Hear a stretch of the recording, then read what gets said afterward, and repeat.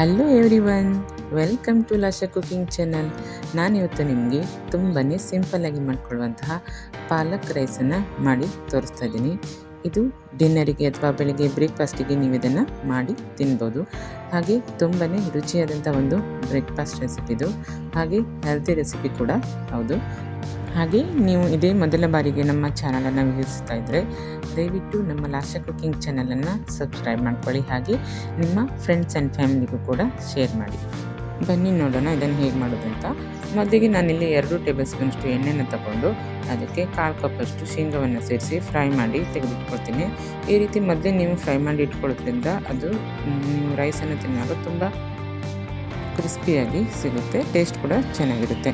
ಹಾಗೆ ಮತ್ತೆ 2 ಟೇಬಲ್ ಸ್ಪೂನಷ್ಟು ಎಣ್ಣೆಯನ್ನು ಸೇರಿಸಿ 1/4 ಟೀ ಸ್ಪೂನಷ್ಟು ಜೀರಿಗೆ, ಹಾಗೆ ಒಂದು ಪಲಾವ್ ಎಲೆ, ಹಾಗೆ 2 ಚಕ್ಕೆಯನ್ನು ಕೂಡ ಸೇರಿಸ್ಕೊಂಡಿದ್ದೀನಿ. ಹಾಗೆ ಜಜ್ಕೊಂಡಿರುವ ಒಂದು 5ರಿಂದ 6 ಬೆಳ್ಳುಳ್ಳಿ, ಹಾಗೆ 2 ಈರುಳ್ಳಿ, 2 ಹಸಿಮೆಣಸನ್ನು ಕೂಡ ಕಟ್ ಮಾಡಿ ಸೇರಿಸ್ಕೊಂಡು ಎಣ್ಣೆಯಲ್ಲಿ ಒಂದು 2ರಿಂದ 3 ನಿಮಿಷ ಫ್ರೈ ಮಾಡ್ಕೊಳ್ತೀನಿ. ನೆಕ್ಸ್ಟ್ ಅದಕ್ಕೆ ಒಂದು ಚಿಕ್ಕದಾದಂಥ ಕ್ಯಾರೆಟನ್ನು ಕೂಡ ಕಟ್ ಮಾಡಿ ಹಾಕಿದ್ದೀನಿ. ಅದ್ರ ಜೊತೆಗೆ ಒಂದು ಪಟೋಟವನ್ನು ಕೂಡ ಕಟ್ ಮಾಡಿ ಸೇರಿಸಿದ್ದೀನಿ. ಈ ರೀತಿ ಎಲ್ಲವನ್ನು ಸೇರಿಸಾದ ನಂತರ ಚೆನ್ನಾಗಿ ಅದನ್ನು ಫ್ರೈ ಮಾಡ್ಕೊಳ್ತೀನಿ. ಅದ್ರ ಜೊತೆಗೆ 1 ಕಪ್ಪಷ್ಟು ನಾನು ಕಾಲಿಫ್ಲವರನ್ನು ಕೂಡ ಕಟ್ ಮಾಡಿ ಹಾಕಿದ್ದೀನಿ. ಈ ರೀತಿ ತರಕಾರಿಯನ್ನು ಮಿಕ್ಸ್ ಮಾಡಿ ನೀವು ಮಾಡಿಕೊಂಡ್ರೆ ಇದು ಹೆಲ್ತಿಗೂ ಕೂಡ ತುಂಬಾ ಒಳ್ಳೆಯದು, ಹಾಗೆ ಟೇಸ್ಟ್ ಕೂಡ ತುಂಬಾ ಚೆನ್ನಾಗಿರುತ್ತೆ. ಹೀಗೆ ಒಂದು 2ರಿಂದ 3 ನಿಮಿಷ ಚೆನ್ನಾಗಿ ಫ್ರೈ ಮಾಡ್ಕೊಳ್ಬೇಕು. ನೆಕ್ಸ್ಟ್ ಅದಕ್ಕೆ ಕಟ್ ಮಾಡಿರುವಂತಹ ಒಂದು ಟೊಮೆಟೊವನ್ನು ಕೂಡ ಸೇರಿಸ್ಕೊಂಡು ಅದನ್ನು ಕೂಡ ಚೆನ್ನಾಗಿ ಫ್ರೈ ಮಾಡ್ಕೊಳ್ತೀನಿ. ಅದ್ರ ಜೊತೆಗೆ 4ರಿಂದ 5 ಗೋಡಂಬಿಯನ್ನು ಕೂಡ ಸೇರಿಸಿದ್ದೀನಿ. ಹಾಗೆ ರುಚಿಗೆ ತಕ್ಕಷ್ಟು ಅಂದರೆ ಸುಮಾರು 1.5ರಿಂದ 2 ಟೇಬಲ್ ಸ್ಪೂನಷ್ಟು ನಾನು ಉಪ್ಪನ್ನು ಇಲ್ಲಿ ಸೇರಿಸಿದ್ದೀನಿ. ಉಪ್ಪನ್ನು ಸೇರಿಸಾದ ನಂತರ ಅದನ್ನು ಕೂಡ ಚೆನ್ನಾಗಿ ಫ್ರೈ ಮಾಡ್ಕೊಳ್ತೀನಿ. ನೆಕ್ಸ್ಟ್ ಅದಕ್ಕೆ 1 ಟೇಬಲ್ ಸ್ಪೂನಷ್ಟು ಜಿಂಜರ್ ಗಾರ್ಲಿಕ್ ಪೇಸ್ಟನ್ನು ಕೂಡ ಆ್ಯಡ್ ಮಾಡಿದ್ದೀನಿ. ಈ ರೀತಿ ಆ್ಯಡ್ ಮಾಡಾದ ನಂತರ ನೋಡಿ ಈ ರೀತಿ ಚೆನ್ನಾಗಿ ಫ್ರೈ ಮಾಡ್ಕೊಳ್ತೀನಿ. ಇದು ತರಕಾರಿ ಎಲ್ಲ ಚೆನ್ನಾಗಿ ಮೆತ್ತಗಾಗಬೇಕು, ಸಾಫ್ಟಾಗಿ ಬೇಯಬೇಕು. ಅಲ್ಲಿ ತನಕ ಕೂಡ ಸುಮಾರು ಒಂದು 5 ನಿಮಿಷ ನೀವು ಚೆನ್ನಾಗಿ ಫ್ರೈ ಮಾಡಿಕೊಂಡ್ರೆ ತರಕಾರಿ ಎಲ್ಲ ಚೆನ್ನಾಗಿ ಬೇಯುತ್ತೆ. ನೆಕ್ಸ್ಟ್ ಅದಕ್ಕೆ 1/4 ಟೀ ಸ್ಪೂನಷ್ಟು ಇಂಗು, ಹಾಗೆ 1/2 ಟೇಬಲ್ ಸ್ಪೂನಷ್ಟು ಧನಿಯಾ ಪೌಡ್ರನ್ನು ಕೂಡ ಸೇರಿಸಿದ್ದೀನಿ. ಈ ರೀತಿ ಸೇರಿಸಾದ ನಂತರ ಅದಕ್ಕೆ 1/4 ಟೇಬಲ್ ಸ್ಪೂನಷ್ಟು ಅಚ್ಚ ಖಾರದ ಪುಡಿಯನ್ನು ಕೂಡ ಸೇರಿಸಿದ್ದೀನಿ. ಇಲ್ಲಿ ನೀವು ಬೇಕಿದ್ದರೆ ಇದು ಅಚ್ಚ ಖಾರದ ಪುಡಿಯನ್ನು ಸೇರಿಸ್ಕೊಳ್ಬೋದು, ಇಲ್ಲ ಹಸಿರು ಮೆಣಸನ್ನು ಕೂಡ ಈ ಪಾಲಕ್ ಸೊಪ್ಪಿನ ಜೊತೆ ಪೇಸ್ಟ್ ಮಾಡಿ ನೀವು ಹಾಕ್ಕೊಳ್ಬೋದು. ಇಲ್ಲಿ ನಾನು 1 ಕಟ್ಟಷ್ಟು ಪಾಲಕ್ ಸೊಪ್ಪನ್ನು ತಗೊಂಡಿದ್ದೆ.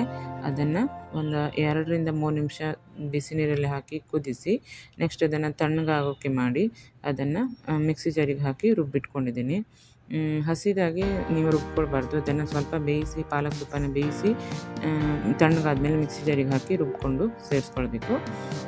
ಈ ರೀತಿ ಸೇರಿಸೋದ್ರಿಂದ ತುಂಬಾ ಟೇಸ್ಟ್ ಕೂಡ ಚೆನ್ನಾಗಿರುತ್ತೆ. ನೋಡಿ ಅದು ಹಾಗೆ ಮಿಕ್ಸಿ ಜಾರನ್ನು ತೊಳೆದಂಥ ನೀರನ್ನು ಕೂಡ ನಾನು ಇದಕ್ಕೆ ಹಾಕಿದ್ದೀನಿ.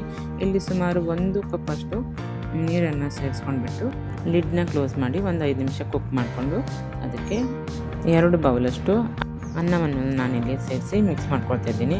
ನಾನಿಲ್ಲಿ ಸೋನಾ ಮಸೂರಿ ರೈಸನ್ನು ತಗೊಂಡು ಸೇರಿಸ್ಕೊಂಡಿದ್ದೀನಿ. ನೀವು ಬೇಕಿದ್ರೆ ಯಾವುದೇ ರೈಸನ್ನು ಕೂಡ ಆ್ಯಡ್ ಮಾಡ್ಕೊಳ್ಬೋದು.